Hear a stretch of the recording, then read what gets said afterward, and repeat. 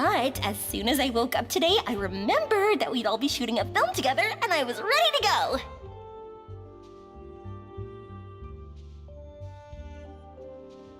Speaking of the film, where's everybody else?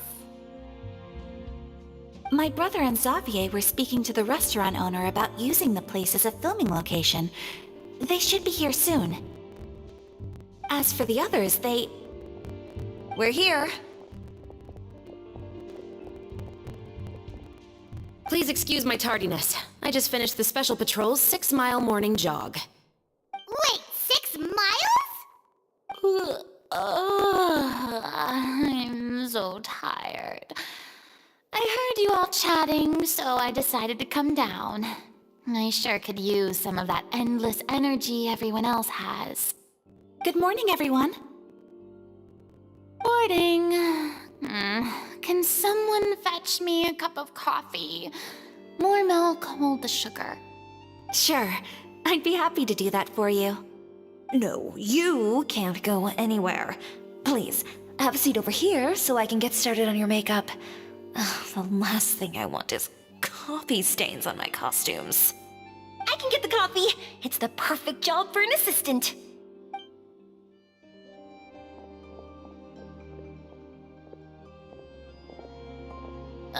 So much energy. Seriously, what's her secret? Oh, Ymira's always like that. But you sure look exhausted, Farina. It's because you're not used to waking up so early, huh? Of course not. I spent the whole night reading the novel from cover to cover, marking sections that either need to be omitted or adapted. Wow, Paimon didn't expect you to be so thorough. Well, I was the biggest star in Olifontaine after all. It takes more than just a pretty face to earn a reputation like that. I know how to get serious when the situation calls for it. I went all out when I was acting as an Archon, so why wouldn't I do the same for my own life? Here's your coffee, Director Farina.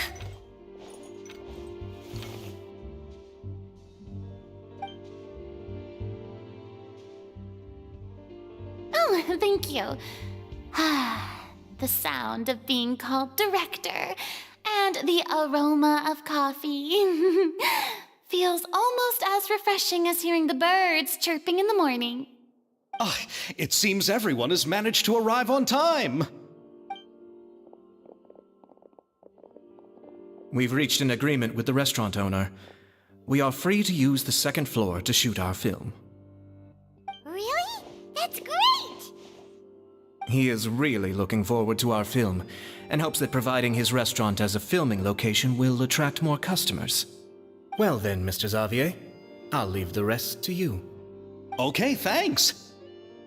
First, I'd like to introduce our new members. This is our prop manager, Veronique. She'll be in charge of all the film's props and items. And this is Bonneau, our lighting technician. He'll be in charge of lighting and illumination to set up each scene's atmosphere. Wow, sure feels like we have some real professionals joining the crew now. First of all, please allow me to first express my sincerest gratitude to everyone in the crew. When my investor informed me yesterday that he wouldn't be able to provide the funds, I really thought that this was the nail in the coffin for this film. I had no idea that I'd find so many people willing to help me on such short notice. Thank you. Thank you all from the bottom of my heart. No need to be so cordial, Mr. Xavier. We're all honored to be a part of this. Your works made a profound impression on me when I saw them back in Inazuma. I am sure that someday, this film will be remembered as a prime example of cultural exchange between Fontaine and Inazuma. Yes, the story is the reason I agreed to join. I can't bear to even imagine what this film would look like without the very best director. Anyway, I would like to make a promise to everyone that as the producer of this film, I'll do whatever I can to ensure that everything goes as smoothly as possible. This is not just my film. It also embodies the thoughts and feelings of every person here, as well as the endless effort we are about to pour into it. So, without further ado, the two Musketeers will officially begin filming now! You may take it from here, Director Farina. All right. Listen up, everyone.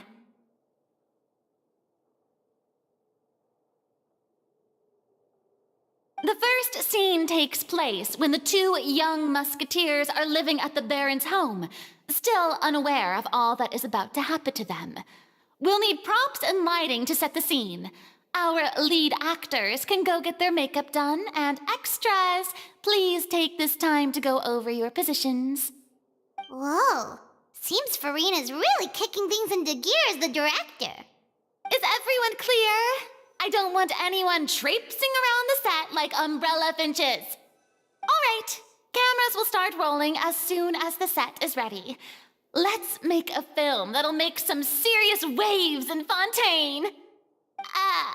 Not the kind of waves that drown people. I mean, the good kind of waves. Seems like she's still a bit traumatized by that. Anyway, let's go see if there's anything we can do to help.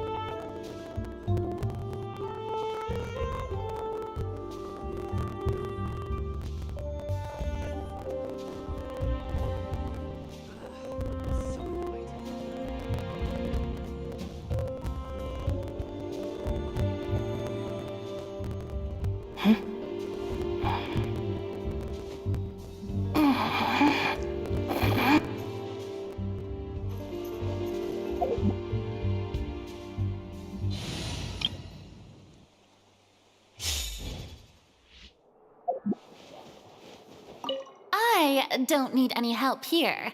Why don't you try asking someone else?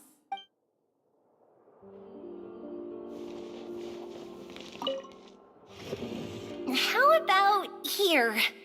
A little more to the left. You got it. Hey, Yoimiya, do you need a hand? No, I'm fine. You know, doing the lighting is kind of like designing a fireworks show.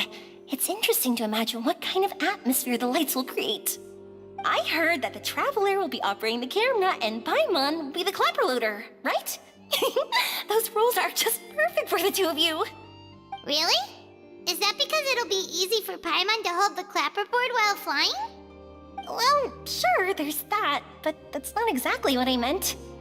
I just think that after all your journeys together, you two must have developed a super close bond and just naturally know how to work with each other.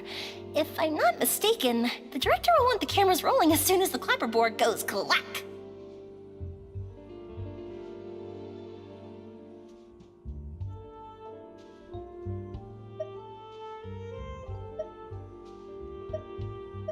Oh, I see!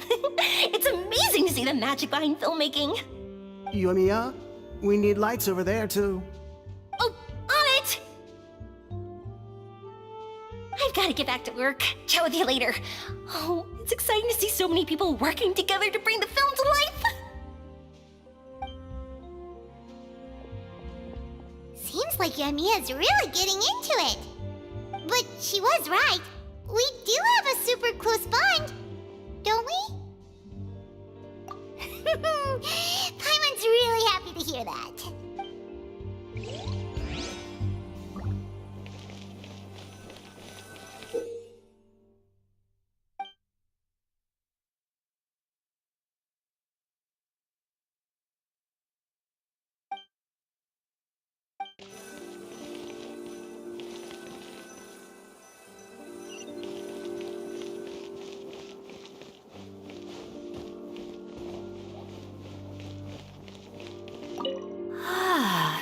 So this is what a musket looks like.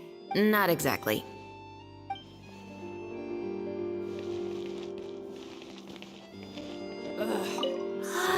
Not exact. Not exactly.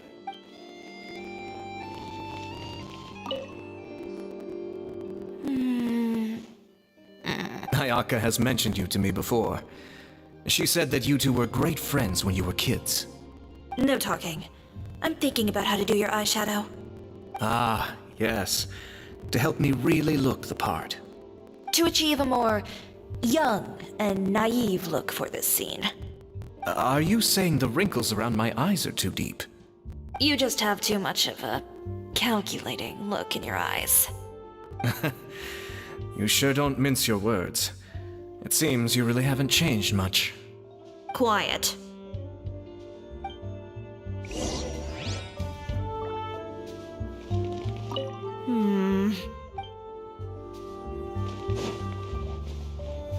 I don't...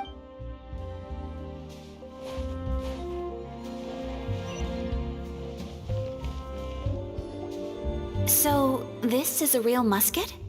No, it's just a prop weapon. Not bad. Have you seen a real musket before? Only in books and newspapers. I made this one based on the relative shape and proportions I saw in reference images. When we're filming, some special gunpowder will be applied around the muzzle, which will help create the flash and smoke effects of a real gun being fired. Which means it'll be up to the actors to portray the recoil. That's right. The sound effects for gunshots will also be added in post-production. Thank you, Veronique. I think I know where to start now. However, the musket's gears and firing pin could still use some work. Adding some wear on the metallic components will make them appear more realistic. Also, be sure to rub the muskets with some oil each time before we start shooting. That'll give the impression that the firearms have been well maintained. Good point. You seem to know a lot, Miss Chevres. I assume you use these types of firearms on a regular basis? Yes, I perform routine maintenance on my weapons every day. Just like we as people need to eat and sleep, muskets need to be cleaned and maintained. I also perform similar care for my sword every day, and familiarize myself with its shape and weight, to the point where it feels like a natural extension of my body. Yes, this way, our weapons will never betray us in the heat of battle. Yes, well said. It seems we have the same philosophy on this topic. Oh, sounds like they found a common interest to talk about. Though these props differ from the muskets I use, I can still give you some pointers. Good. I look forward to your instruction. First and foremost, never point the weapon at anyone, regardless of whether it's a real or prop weapon or whether you're holding it or it's on the table. This holds for any time when you're not actively engaging an enemy. Okay, understood. When aiming the musket, extend your arm so that it's level with your shoulder, and use your eye to look down the weapon's sights. Like this? Not bad. Now, try saying your lines. This is the end of the road for you. Good. Now turn your body a little. That way, you'll give your enemy less of a target to work with. And relax your shoulders. Here, allow me to demonstrate. This is the end of the road for you. Huh. Excuse me, Miss Chiori. Director Farina, there's something I wish to discuss with you. Oh? What is it? Like this? Yes, much better.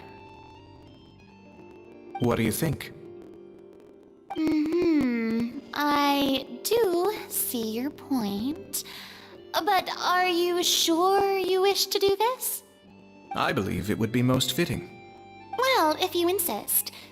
All right, I understand. Miss Ayaka, Miss Chevris, could the two of you please come over here? Huh? What's going on? Are we gonna start filming now? Let's go see. What is it? I have a question for you, Miss Chevris. Would you be willing to play the role of a musketeer? What? To clarify, I would like to turn over my role to Miss Chevris. But brother... Don't worry, Ayaka. I actually view this as a good thing. I was becoming troubled trying to set aside some time to speak to the staff at the Palais Mermonia. I would like to have some conversations about the cultural exchange between our two countries, and I've heard that the bureaucratic process here can get rather complicated. Now, I will be able to focus on my work. Besides, you also know that I'm not really one for public performances. Are you really sure? From a director's point of view, I also felt like the relationship between the two musketeers in the original story could be improved. The older brother in the story plays the lead role with his overbearing character, but this causes his character to overshadow that of his sister, and the theme of the two supporting and relying on each other isn't conveyed very well. But if we were to change the siblings to two sisters of a similar age, then that aspect of the story might come through more clearly. Also, I've seen you instructing Ayaka. That cold and dignified personality is exactly what we need for the older musketeer. Of course, even with all these insights, the decision should still be made by Miss Chevris. Chevros mentioned that she really likes the story, right? Paimon bets that she'll take the role.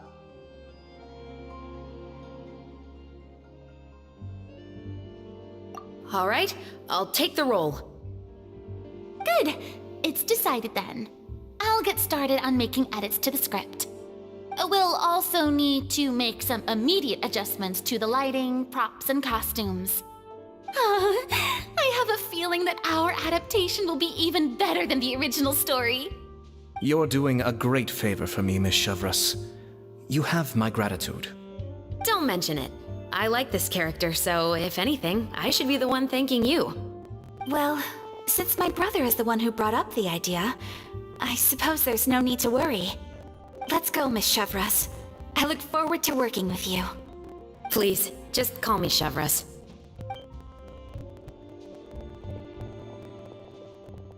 Seems like you're really going out of your way to solve the problem I was having with your makeup.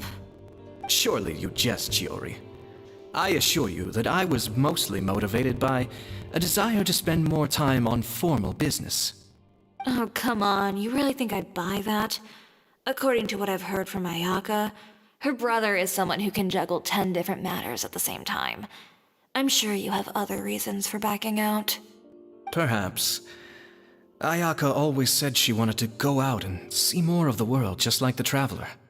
But I feel that she needs not only to see other nations, but also to make some different kinds of friends. I think it would be harder for her to make new connections with me constantly by her side. I would like to give her some space. Alright, go on. Spoil her some more. Ayato, it's too bad you're stepping down from the role. Paimon really wanted to see you act as a musketeer.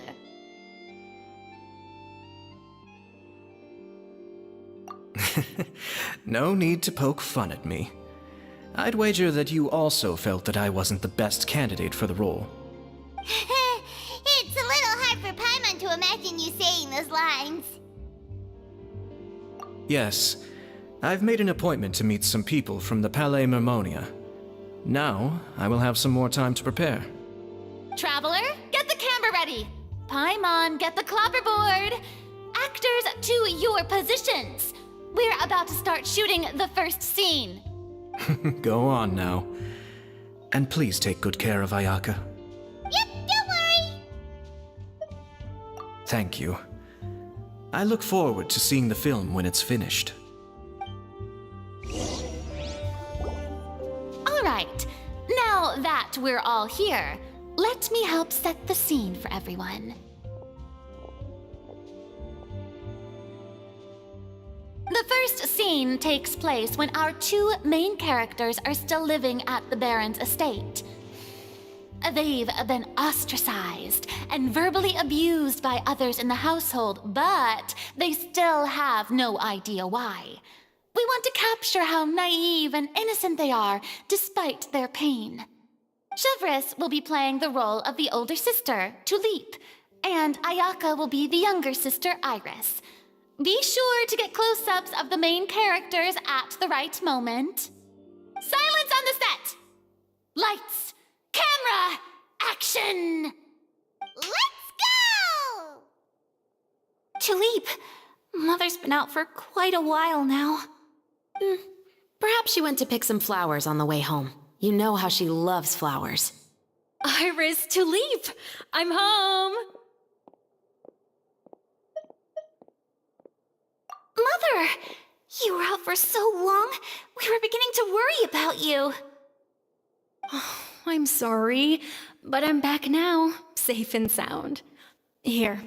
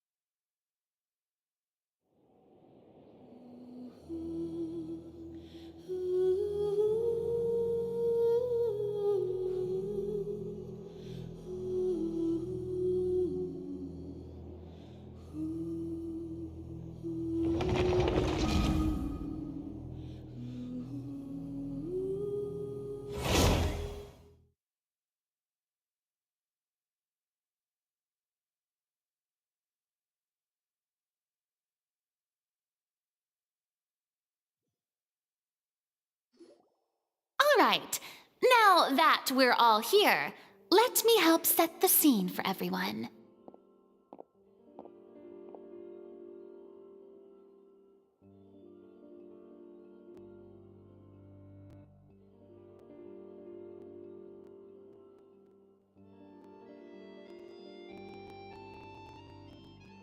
The first scene takes place when our two main characters are still living at the Baron's estate.